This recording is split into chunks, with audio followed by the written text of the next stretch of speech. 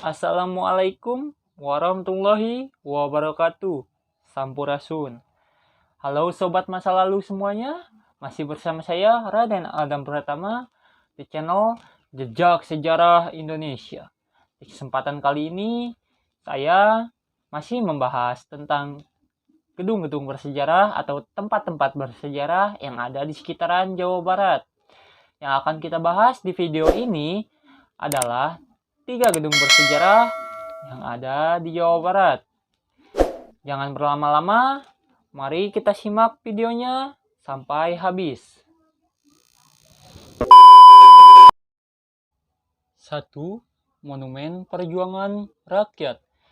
Monumen Perjuangan Rakyat Jawa Barat terletak di Jalan Dipati Ukur nomor 48, Kota Bandung.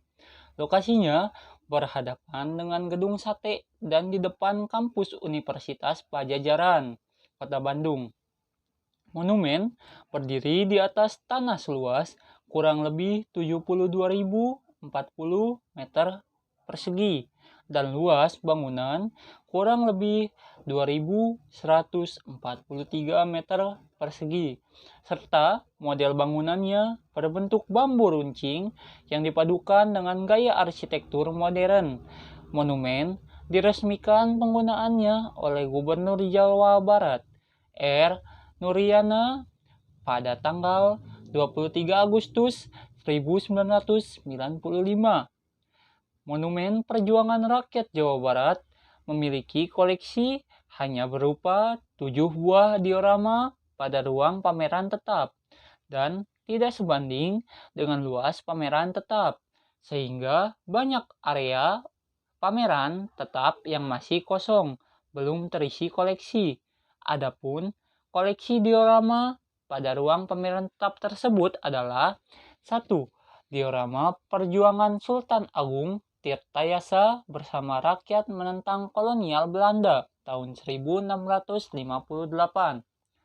2. Diorama Partisipasi Rakyat dalam Pembangunan Jalan di Sumedang. 3. Diorama Perundingan Linggarjati tahun 1946. 4. Diorama Bandung Lautan Api 24 Maret 1946. 5. Diorama Long March Siliwangi Januari 1949. 6. Diorama Konferensi Asia Afrika di Bandung tahun 1955. 7. Diorama Operasi Pagar Betis atau Operasi Baratayuda tahun 1962.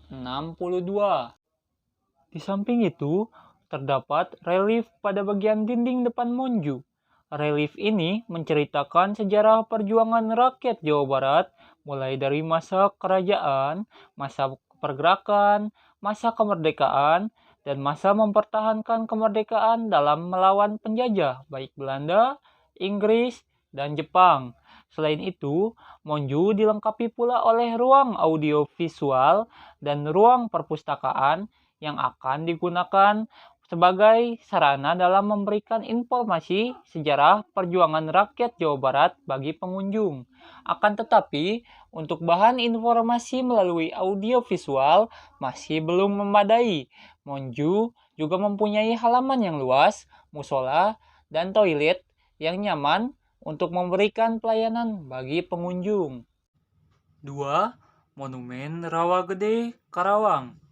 Monumen Rawagede merupakan tempat wisata bersejarah yang ada di Kabupaten Karawang, menjadi saksi akan peristiwa pembantaian agresi militer Belanda ke-1, di mana monumen ini dibangun untuk mengenang perjuangan rakyat Indonesia yang dibantai oleh militer Belanda di Rawagede yang sekarang bernama Desa Balongsari. Sejarah Rawagede.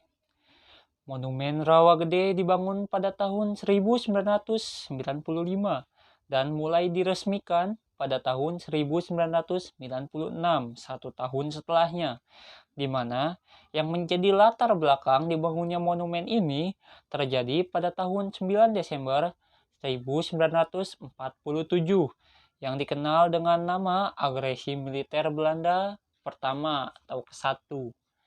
Sejarah Rawagede yang tak dapat dilupakan apalagi oleh mereka yang selamat dan hidup hingga saat ini. Momen yang sangat mengerikan dan juga memilukan. Pada waktu itu, datang segerombolan militer Belanda untuk mencari persembunyian para tokoh pejuang kemerdekaan Indonesia. Salah satunya yaitu Kapten Lulus Kastaryo, seorang komando Kompi Siliwangi. Karena militer Belanda tidak berhasil menemukan orang-orang yang dicari, mereka akhirnya memberikan perintah secara paksa agar seluruh penduduk keluar dari rumah.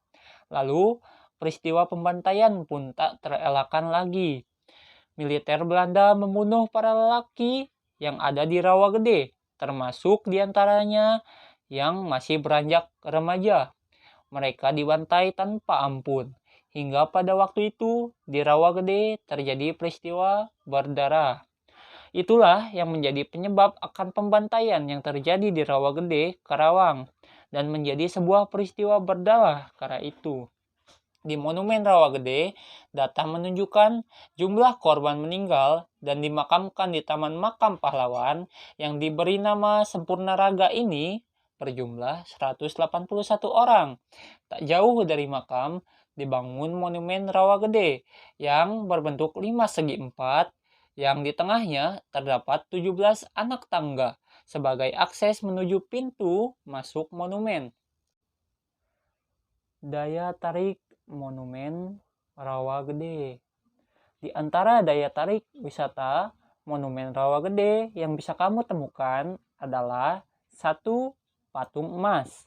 Patung emas yang ada di dalam monumen menjadi daya tarik tersendiri bagi wisatawan. Patung emas ini menceritakan kesedihan seorang ibu atau wanita yang ditinggal anak laki-laki dan suaminya yang dibantai tentara Belanda. Di belakang patung tertulis puisi Khairul Anwar yang berjudul Bekasi Karawang. 2. Taman Makam Pahlawan. Di belakang Monumen Rawagede terdapat makam pahlawan yang diberi nama Sempurna Raga. Dengan total jumlah korban yang dimakamkan di kompleks makam ini berjumlah 181 orang.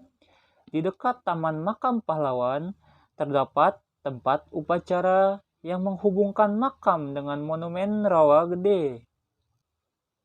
3. Relief peristiwa Rawagede.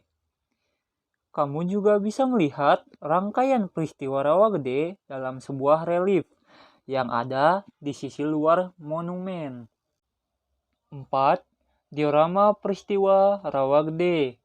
Selain replika, di dalam Monumen Rawagede terdapat patung replika atau diorama yang menceritakan peristiwa pembantaian.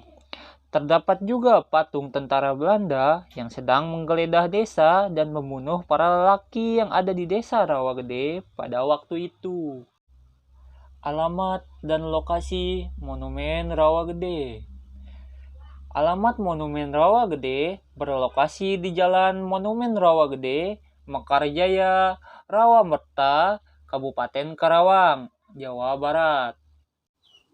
Bendungan Walahar, Karawang. Bendungan Walahar yang terletak di Desa Walahar, Kecamatan Ciampel, Karawang, berbatasan dengan Desa Kutapohaci ini merupakan salah satu situs peninggalan zaman Belanda. Dulu dikenal dengan nama Parisdo, terletak di Desa Walahar, Kecamatan Kelari, Kabupaten Karawang. Bendungan ini menahan aliran Sungai Citarum selebar 50 meter, membentuk waduk seluas 15 hektar pada kawasan dataran rendah di pantai utara.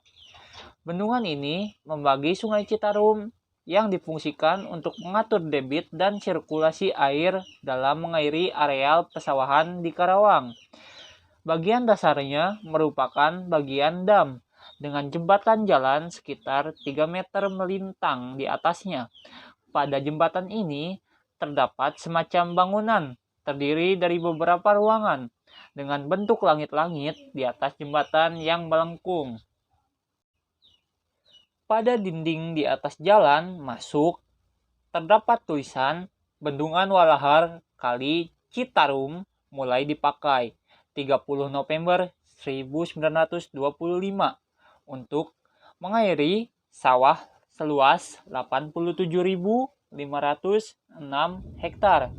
Sebagai tempat bersejarah, Bendungan Walahar ini saksi dari bergesernya peradaban sungai, khususnya di Karawang. Setidaknya, Belanda terkenal memiliki keunggulan dalam sistem pengairan pelopor. Dibuatnya bendungan ini dengan maksimal dan membaginya ke dalam anak sungai yang disebar ke penjuru Karawang. Proyek pengerjaan bendungan ini dimulai sejak tahun 1918 dan selesai pada tahun 1925. Diawasi oleh seorang ahli perairan berkebangsaan Belanda, Chi Swan Kopsman. Tujuan utama pembangunan bendungan ini untuk menunjang sistem irigasi bagi ribuan hektar persawahan di daerah Karawang yang merupakan pemasok utama kebutuhan beras Indonesia pada saat itu. Bendungan ini dilengkapi dengan jalan menghubung ruang yang ada. Menurut para catatan sejarah yang ada di masa kerajaan, Sungai Citarum merupakan jalur utama perdagangan dan transportasi. Di saat jalur darat memiliki resiko lebih tinggi. Adanya pelabuhan Karawang yang kini menjadi alun-alun Karawang, serta kini peninggalan Candi Batujaya yang dibangun oleh Kerajaan Tarumanegara menjadi bukti pentingnya Sungai Citarum sejak zaman dahulu. Ya, itulah penjelasan saya tentang jejak-jejak gedung-gedung bersejarah yang ada di sekitaran Jawa Barat. Jangan lupa like, comment, share, subscribe, and nyalain notifikasi lonceng di bawah supaya kami dapat menyajikan video-video bermanfaat di video selanjutnya. Terima kasih.